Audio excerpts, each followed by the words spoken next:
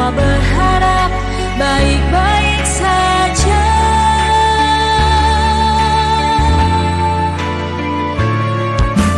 Aku di sini dan kamu di sana, kita bertemu lewat dunia maya. Sehari biasa saja, terlalu lama jadi mulai rindu. Tetap di rumah, belajarlah dengan tenang. Semua ini pasti berlalu. Tetap di rumah, kesehatan yang utama. Kami di sini mendoakanmu, selalu ada untukmu. Sabar Ananda, tunas harapan tetap terjaga. Ini pasti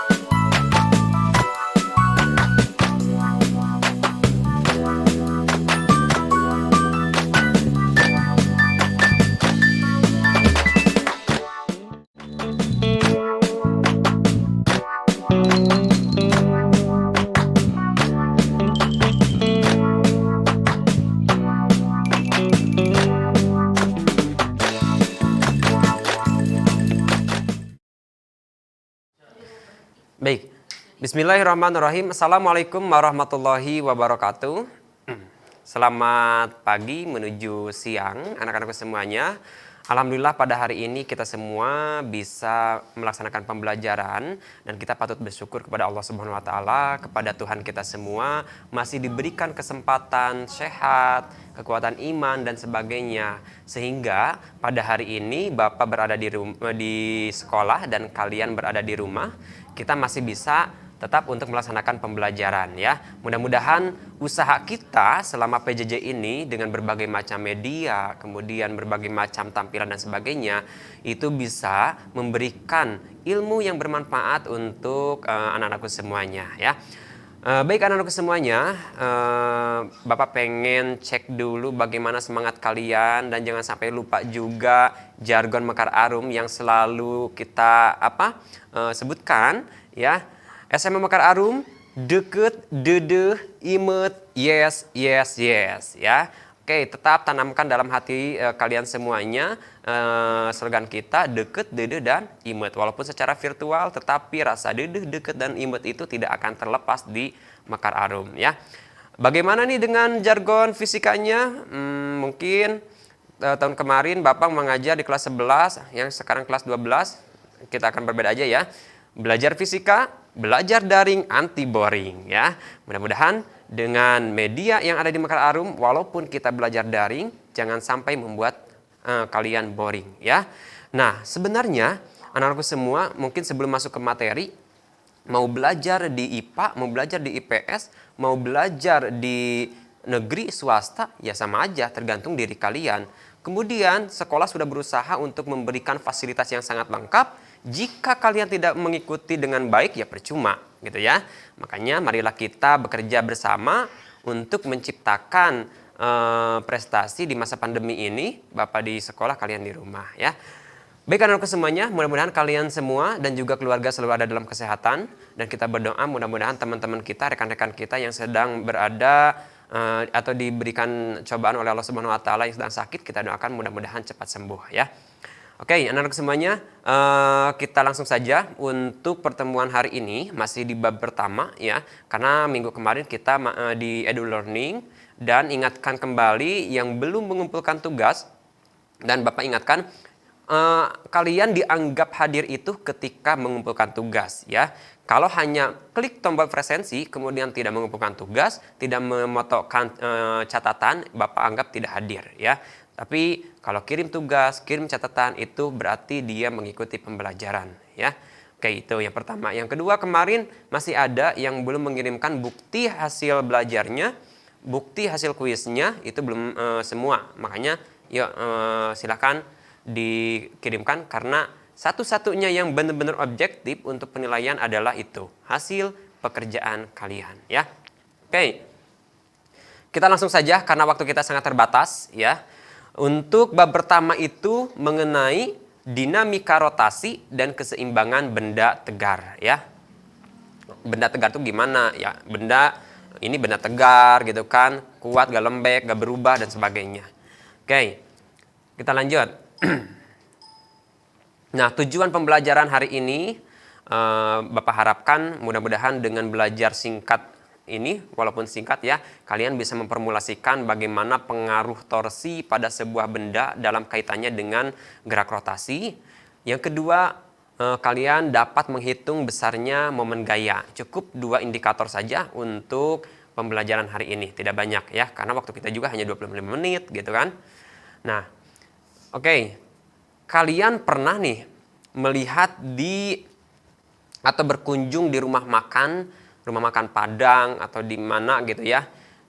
Ketika pramusaji itu biasanya memiliki keahlian, contohnya ini piring disimpan di sini, kemudian ditumpuk lagi sampai diselip, tetapi dia dengan enaknya membawa piring tersebut gitu kan. Kok bisa ya? Gak sampai jatuh, kemudian kayaknya kalau sedikit tersenggol itu akan jatuh. Nah, membawa piring di satu tangan tanpa menjatuhkannya kok bagaimana bisa terjadi gitu ya. Faktor yang mempengaruhinya apa nih? Nah, antara lain keseimbangan piring dan teknik peletakan piring. Nah, makanya di situ ada keseimbangan benda tegar ya. Kita meletakkan piring di setumpukan, tetapi kalau kita bisa mengatur keseimbangan kita, insya Allah tidak akan jatuh. Coba aja kalian di rumah ya, minta piring ke orang tua, minta satu losin, uji coba, kalau jatuh ya gak apa-apa, namanya juga eksperimen ya. Oke, lanjut.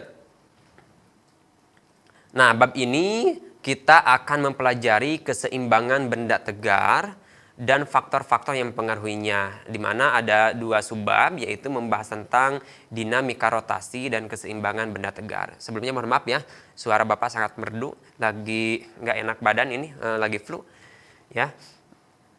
Oke. Pertama, dinamika rotasi. Pak, apa itu dinamika rotasi gitu ya? Dinamika rotasi itu ilmu yang mempelajari tentang gerak rotasi berputar. Ya, sekali lagi, ilmu yang mempelajari tentang gerak rotasi. Apa rotasi itu? Berputar. Dengan memperhatikan aspek penyebabnya. Nah, kemudian pernah kalian melihat permainan gangsing? Dulu ya, kita waktu kecil mungkin bermain gangsing yang diputar pakai tali sehingga berputar. Kenapa itu bisa berputar ya? Gerak memutar dari suatu benda tersebut. Nah, ya. Di sini ini gangsing lingkaran dan di bawahnya ada tumpuannya kan? Ada titik pusatnya, titik acuannya. Nah, disitulah disebut dengan gerak rotasi. Di mana gerak rotasi itu gerak memutar dari suatu benda terhadap titik tertentu. Contohnya kalau ini diputarkan, titik utamanya adalah di yang tengah-tengah. Nah, berputar terhadap titik tertentu atau titik acuan, gitu ya. Itu bedanya dinamika rotasi dengan gerak rotasi.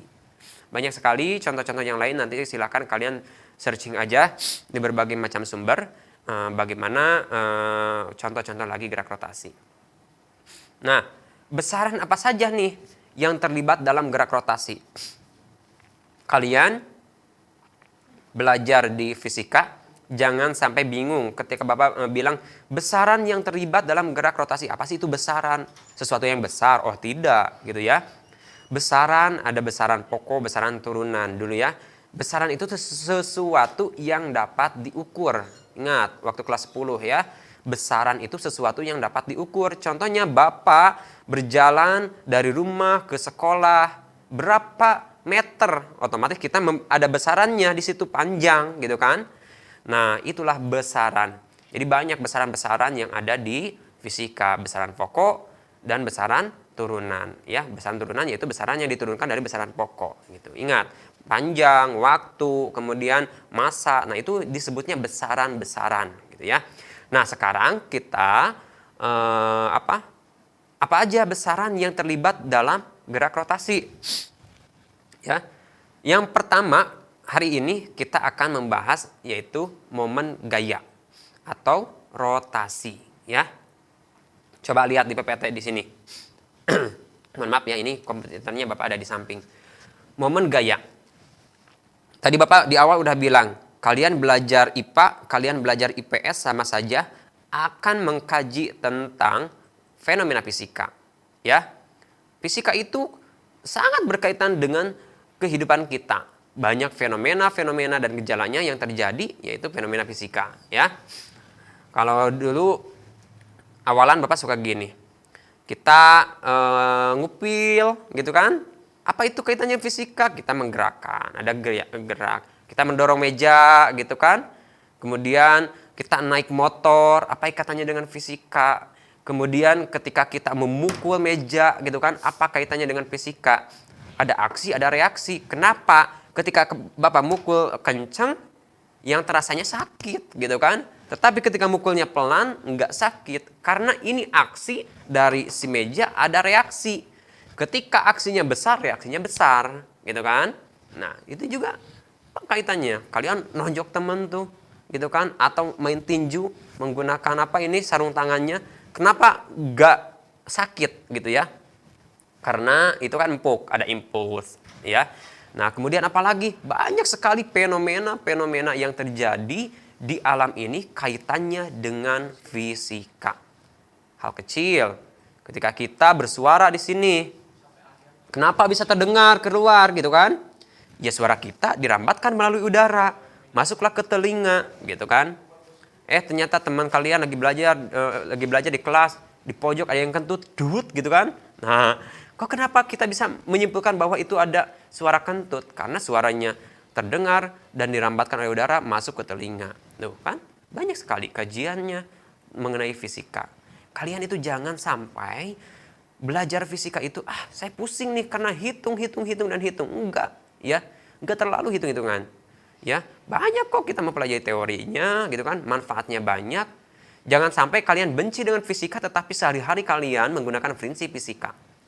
Enaklah kita menggunakan motor. Kok kenapa motor bisa berjalan? Bayangkan kalau gelinding motor itu persegi 4. Maju tidak. Dihitunglah oleh ilmuwan fisika. Ya itu harus berputar. Ya, sehingga ada gerak berputar. Ya, oke. Kembali lagi ke momen gaya. Yaitu torsi. Nih. Karena tadi Bapak udah bilang fisika itu banyak kaitannya di mana-mana. Contoh kecil saja ketika kita membuka pintu. Kaitannya dengan materi ini. Ya. Kita buka pintu contohnya ini. Ini pintu. Ya. Kita mau buka. Dan di sini suka ada tangkainya ya. Ini engselnya. Ini tangkainya. Kenapa sih Pak? Tangkai pintu itu selalu dipasang di ujung. Ya. Dan ketika kita mau membuka pintu, otomatis ada besaran apa yang terjadi di sini? Ada gaya kan? Ya, nggak mungkin pintu terbuka kalau nggak ada pengaruh dari luarnya. Nah, ini pintu asalnya diam. Kita mau membuka, ya, kita membuka di sini. Otomatis kita mendorong, mau mendorong atau menarik, gitu ya. Nah, pertama itu berarti yang mempengaruhinya adalah ada gaya. Kemudian titik pusatnya mana? Ini engsel, ya. Nah, kemudian yang kedua, kenapa sih Pak untuk gagang pintunya itu selalu disimpan di sini, di ujung? Bayangkan oleh kalian ketika gagang pintu ini disimpan di dekat engsel. Silakan kalian coba lebih mudah membuka pintu yang mana antara ketika gagang pintu di ujung atau dekat engsel. Ya, Ketika kita tarik, susah nariknya, mendorongnya, atau tenaganya harus besar. Ketika di sini, ya gampang untuk menariknya. Gitu ya. Nah, makanya tadi yang pertama ada gaya yang bekerja. Kedua, dari titik engsel ke gagang yang kita pegang, itu ada jaraknya. Yaitu lengan gaya. Gitu ya. Nah, jadi ada lengan, kemudian ada gayanya. Dan ketika membuka pintu, walaupun pintu ini tidak terbuka 360 derajat, ya, ini akan membentuk sudut, gitu ya. Oke, lanjut. Nah, jika kita amati sebuah pintu, terdapat engsel sebagai titik acuan gerak rotasi daun pintu. Nah, di sini lihat, meskipun daun pintu tidak berputar secara penuh 360 derajat, gerak pintu tersebut termasuk gerak rotasi, ya. Walaupun ini tidak, kan pintu gak mungkin pintunya 360 derajat ya, paling hanya membentuk siku-siku kan gitu. Nah, gerak rotasi disebabkan juga oleh suatu besaran, yaitu torsi. Nah, ini yang pertama, besaran yang mempengaruhi gerak rotasi itu adalah torsi namanya, yaitu momen gaya. Dilambangkan dengan huruf T seperti ini, to gitu ya. Cuman Bapak ini nulisnya jadi T besar gitu ya, T gitu ya. Oke. Apa itu torsi? Coba lihat di sini PPT-nya berikutnya ya. Apa sih itu torsi? Torsi itu merupakan hasil kali antar gaya dengan lengannya. Antar gaya tadi yang didorong dengan lengannya. Berarti, nah, adapun lengan gaya itu merupakan jarak. Nih, jarak tegak lurus antara sumbu rotasi dengan garis gaya. Tegak lurus ya, antara jarak dengan ini apa, sumbu rotasinya, yaitu engselnya. Nah, torsi yang terjadi dari skema daun pintu dapat dirumuskan, lihat di PPT-nya, tau sama dengan F kali L ya. F-nya adalah gaya, L-nya adalah lengan apa, lengan gaya, tapi biasanya kita lambangkan dengan huruf R kecil ya, maaf ini R-nya besar. F kali R, gitu kan.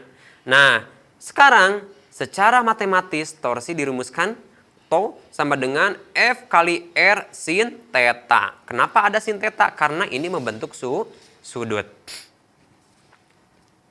Ya, karena ini membentuk sudut.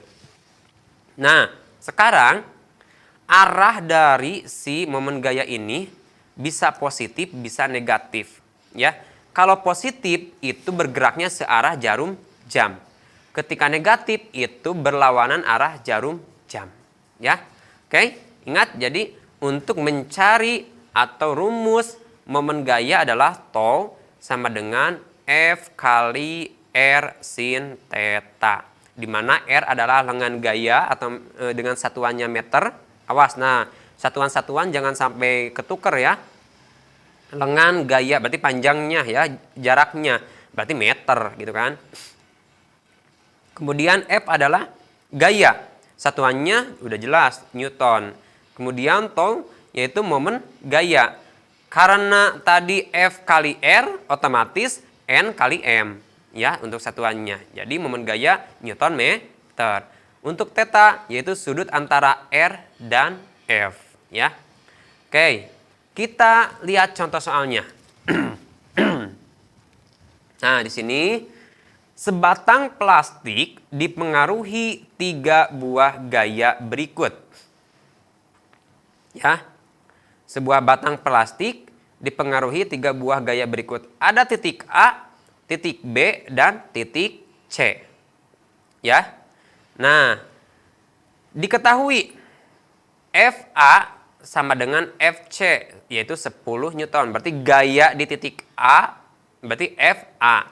Gaya di titik C yaitu FC. Besarnya berapa? 10 Newton. Berarti si orangnya itu mendorong atau menarik pintunya itu 10 Newton. Kemudian gaya FB-nya, gaya di titik B-nya itu 20 Newton. Jika jarak, nah ingat jarak A ke B dan B ke C itu 20 cm. Berarti A ke B 20 cm, B ke C 20 cm. Berapa besar momen gaya batang terhadap titik A? Ini terhadap, ya. Oke, kita coba jelaskan di papan tulis, ya. Kita beralih untuk tayangannya, kita ke papan tulis, kita jeda dulu sedikit.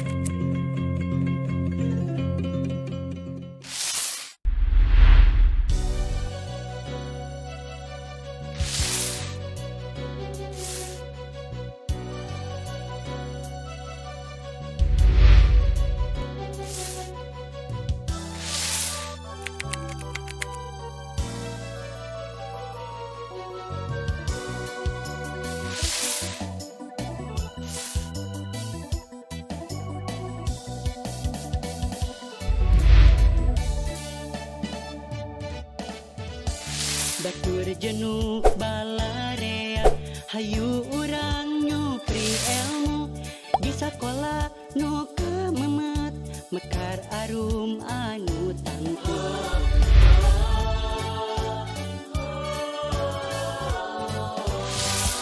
Mekar arum ngadegwewet jejet pancuk dina lantik sakola anu pinuju mekar arum anu tangtuh. Deket dedeh jeung imah matik nasu siswa siswi gemet imet mula sara ngajeujeuh karanca kesenian jeung agama mapaes ilmu kanalan mekar arum nu pinunjuk medalkeun kaum intelek.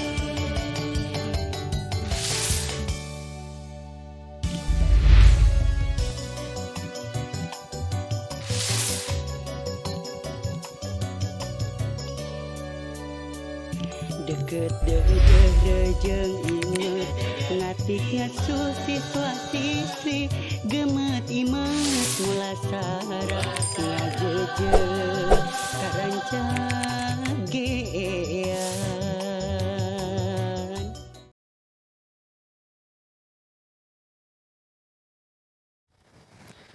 Ya, baik anak-anakku semuanya.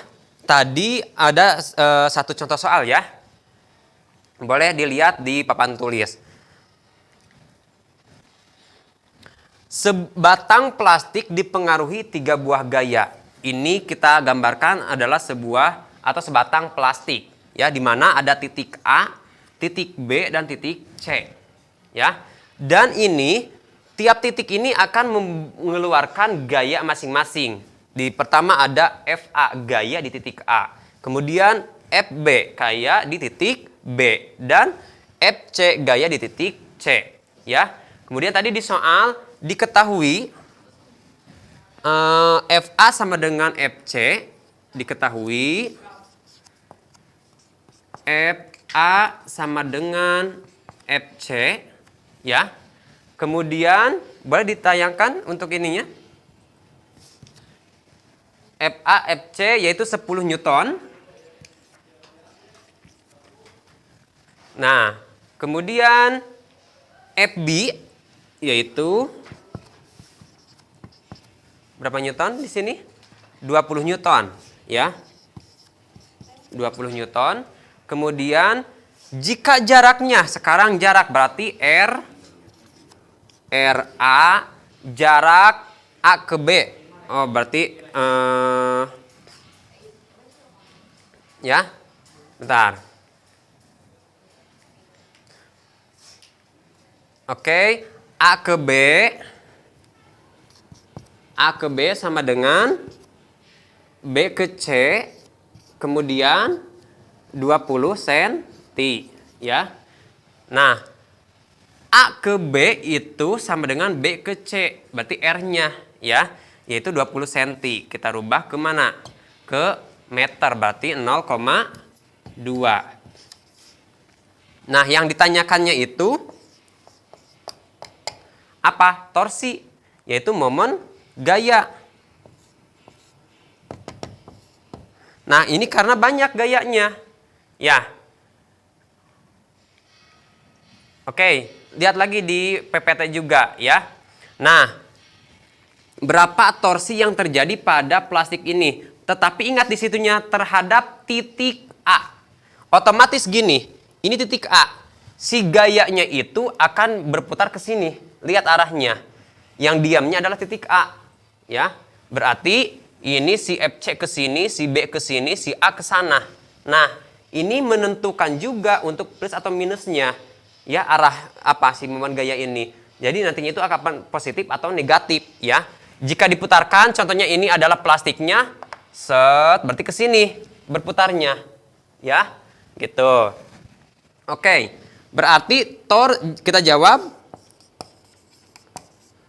torsi terhadap titik A berarti torsi di apa? Di A tambah torsi di A tambah torsi di B tambah torsi di C. Nah, oke, ingat tadi rumus torsi, ya. Berarti apa? F kali R, ya. Berarti F yang ada di A kali R yang ada di A. FA kali R A. Ditambah torsi yang ada di B, titik B. Berarti sama FB kali R B. Tambah torsi yang ada di C. Berarti, nah sekarang di C itu membentuk sudut 30 derajat. Berarti nariknya itu membentuk sudut, ya tidak lurus. Beda lagi dengan FA dan FB. Sehingga rumusnya gimana kalau ada sudut tadi? Ya, berarti FC kali RC apa? Sin theta. Nah, kita tulis FA-nya berapa? 10 Newton. RA-nya berapa? Nah, ingat. Karena titik acuannya adalah A, otomatis si A itu tidak memiliki R, kan? Ya, tidak ada jarak, berarti 0. Karena titiknya di A. Nggak bisa menghitung B ke A, gitu kan? Ya, berarti RA-nya adalah 0. Ini kita tulis aja 10 Newton. Ini 0 meter, ya. Kemudian FB-nya berapa di sini? Tadi FB-nya adalah 20 Newton.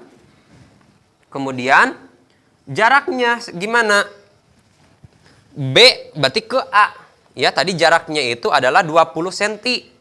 Berarti kita tulis berapa? 0,2 meter. Karena satuannya itu harus ke meter. 0,2 meter. Kemudian tambah lagi yang C. Gaya di C berapa? C tadi sama, yaitu 10 Newton, ya. 10 Newton. Kemudian dikali RC-nya berapa? Jarak dari C ke A, gitu kan? Berarti 40 ya. Karena A ke B 20, B ke C 20, otomatis C ke A itu adalah 40. Berarti 40 cm dirubah ke meter jadi 0,4 meter. Nah, sekarang sin theta. Tadi tetanya itu adalah 30 derajat. Berarti sin 30 derajat itu berapa? Ya. Lihat nanti di apa sudut istimewa. Sin 30 derajat itu setengah. Oke. Nah, kita tinggal kalikan. Yang di A dulu, torsi A. 10 kali 0, 0. Tambah 20 kali 0,2, 4. 4 Newton meter, karena ininya Newton dan meter Nm. Kemudian, untuk apa? 0,4 untuk di C. 0,4 kali setengah berarti 0,2 ya. Dikali 10 berarti 2. 2 Newton meter. Jadi, jadi berapa dong untuk torsi terhadap titik acuan A? 0 tambah 4 tambah 2 berarti 6 Newton meter. Oke, anak-anakku semuanya, itu ya untuk contoh soalnya. Nanti silakan kalian kerjakan. Di sini ada soal lagi, ya. Nah, di sini ada soal lagi. Nanti Bapak akan share ke EduLearning untuk contoh soalnya. Kalian kerjakan di rumah sebagai kuis hari ini, ya. Dan ingat pesan Bapak akan menganggap hadir itu ketika kalian mengirimkan bukti catatan dan bukti kuisnya. Tidak hanya presensi saja. Oke, gitu ya. Mungkin untuk hari ini cukupkan terlebih dahulu karena waktu kita sangat terbatas. Kasihan juga kalian kalau berlama-lama ya.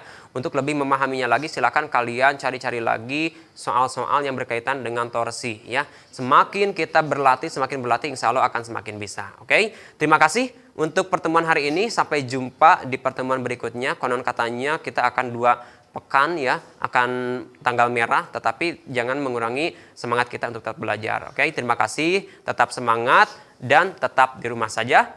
Akhirul kalam, assalamualaikum warahmatullahi wabarakatuh.